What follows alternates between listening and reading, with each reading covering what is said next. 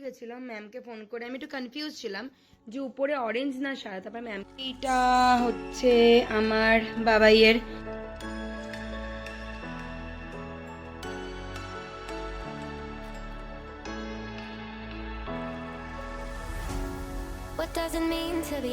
Good morning everyone and welcome back to my channel sip of life with Kairaf. সকাল সকাল শুরু হয়ে গেছে, এখানে বাবাইকে রেডি করতে শুরু করে দিচ্ছি। একটু লেট হয়েছে, কিন্তু একটা জিনিস লেট হলো, আমার মুখে হাসি আছে, কি রিজনটা হচ্ছে একটাই, মানে আমি সব রেডি করে বসেছিলাম। লিসা দিদি সব কাজ শেষ, লিসা দিদি বাবাইকে নিয়ে বেরোবে, শুধু লিসা দিদিকে আমাদের একটাই কাজ করা হয়নি, লিসা দিদিকে পয়সা দেওয়া হয়নি। দিব দিব দিব নেই। চলো এখন বাবাইকে রেডি করতে শুরু করি। চুল বাঁধার পার্ট রেডি হয়ে গেছে। এই যে এটা হচ্ছে ফার্স্ট স্টেপ, এখানে একটা খোপা টাইপের করতে লাগে। তারপরে মোটামুটি আমার বাবার চুল তো বরাবরই লম্বা, আমার লম্বা চুল ভালো লাগে, আমার বড়রও পছন্দ, তাই আমরা কোনোদিনও ওর উপরেই অত্যাচারটা করি, চুলটা কাটি না। একটা স্টেপ কমপ্লিট, এরপরে ফুলটা লাগালে সেকেন্ড স্টেপ হয়ে যায়। ফার্স্ট চুলের যেটা ছিল, চুলের ফার্স্ট, এটা কি বলবো, চুলের ফার্স্ট অলংকারটা আমার লাগানো হয়ে গেছে। এবার রেস্ট। ফার্স্ট ফুল লাগানো হয়ে গেছে, এবার নেক্সট সেকেন্ড ফুল লাগানো কমপ্লিট, এবার থার্ড ফুলের পালা।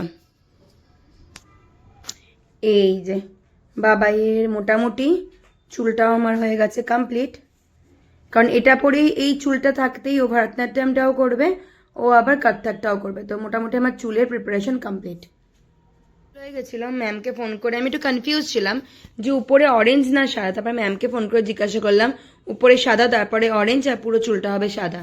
তো হয়ে গেছে আমার চুলের পাট। এবার হচ্ছে মেকআপ আমি স্টার্ট করব। এখন পরানো হয়ে গেছে মাথার এটা, আর বাবাই চুল বাঁধার আগেই গলার এটা পরে নিয়েছিল, হাতের চুড়িও নিজে পরে নিয়েছে, এটাও পরা হয়ে গেছে।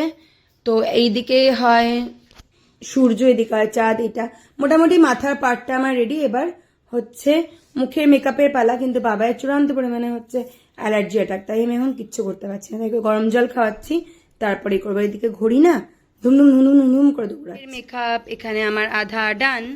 এবার লিসা দিদি খাই দিচ্ছে বাবাইকে, কারণ সবাই মিলে কাজ না করলে হবে না। আর এদিকে দিবাকর বেরিয়ে গেছে বুবুলের স্কুলে পিটিএম অ্যাটেন্ড করতে, আর সব থেকে বড় কাজ করছে উঁচুতলা ওই দুজন, টম আর মিনামা। বাবাইয়ের এখানে চলছে আই মেকআপ, কিছুটা হয়নি কারণ দেখুন মেইন জিনিস তো চোখের তলাটা করব, হালকা ফুলকা ডান আমার। বাবাইয়ের আই মেকআপও ডান, আই মেকআপও অলমোস্ট ডান।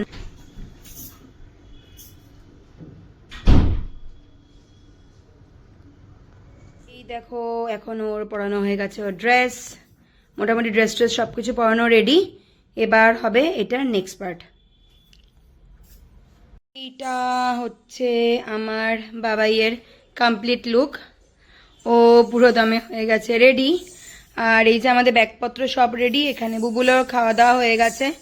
সকাল থেকে যে কি পরিমাণ দৌড়েছে একমাত্র আমি জানি আর ভগবান জানে। সব কাজবাজ শেষ করে অফিস থেকে বা যাচ্ছি একটুখানি গণেশগুড়ি, চলো যাই, কিছু কিছু কাজ আছে আরো। চলে এসছি বাড়িতে, ঘড়িতে বাজে 11:20, 11:20 সময় ঢুকিনি, 10টার সময় ঢুকেছি। আর বসেছি এখানে খেতে, ভাত, লোটে মাছের চপ আর চিকেন বানিয়ে, লিসা বানিয়েছে চিকেন আর ফিশ। আর আর এগুলো হচ্ছে আমার গাছের লঙ্কা। হ্যাঁ ঝাল নেই, ঠিক আছে চলো খেতে শুরু। খাওয়া দাওয়া হয়ে গেছে, এখন বাবাইয়ের ভারতনাট্যমের ড্রেসটা পরিষ্কার করে ভালো করে উপরে রেখে দেবো।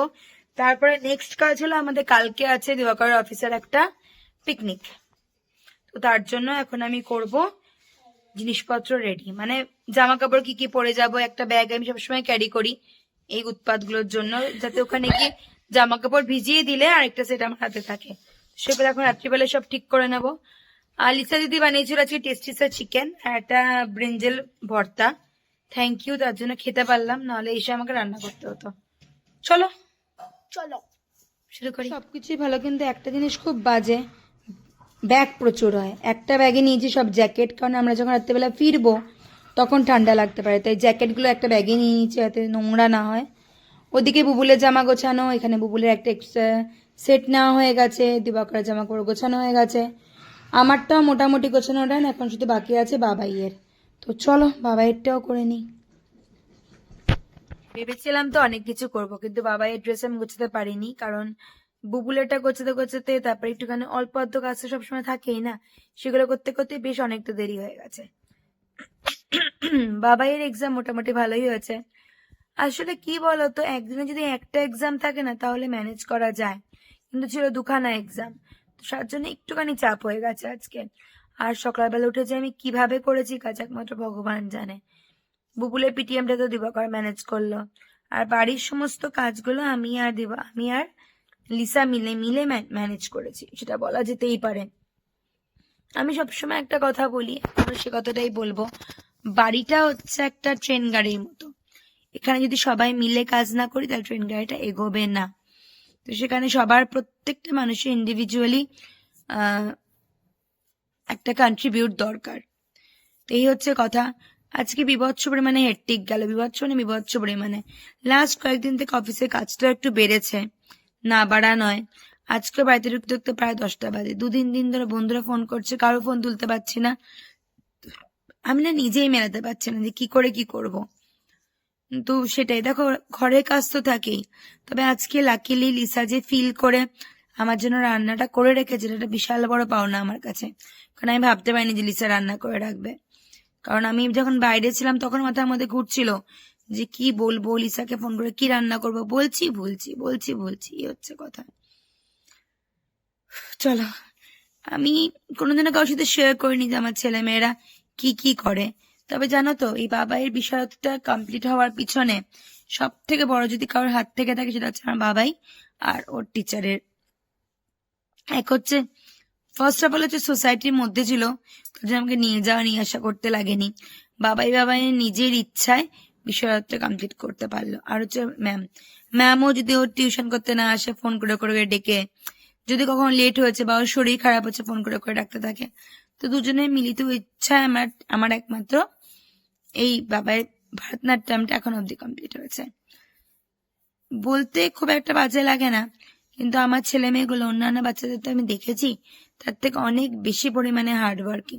আমরা নিজেরাই অত বুঝি না যে কখন থেকে কোথা থেকে কি করে নিচ্ছে, কিন্তু হ্যাঁ, ওরা অনেক। আজকে আমরা যে জায়গায় দাঁড়িয়ে আছি তার পিছনে শুধুমাত্র আমাদের হার্ডওয়ার্কই পেয়েবল, আর কেউ না। তো চলো, অনেকগুলো ভারী ভারী মোটা মোটা কথা বলে ফেললাম, ভিডিওটা এখানেই শেষ করছি। খুব ছোট্ট একটা ভিডিও হয়েছে, ভালো লাগবে প্লিজ। ভালো লাগলে লাইক শেয়ার এন্ড সাবস্ক্রাইব করে দিও। খুব ছোট্ট চ্যানেলে ধীরে ধীরে নিজেকে গ্রো করার চেষ্টা করছি। যদি তোমরা এখানে লাইক করো, শেয়ার করো, তাহলে নিজেরই ভালো লাগবে। আরেকটা কি বলতো, মেয়েরা মেয়েদের বন্ধু হতে লাগে। তোমরা আমারটা দেখিয়ে যদি তোমাদের ভালো লাগে তাহলে তোমরা দুজনকে বলো।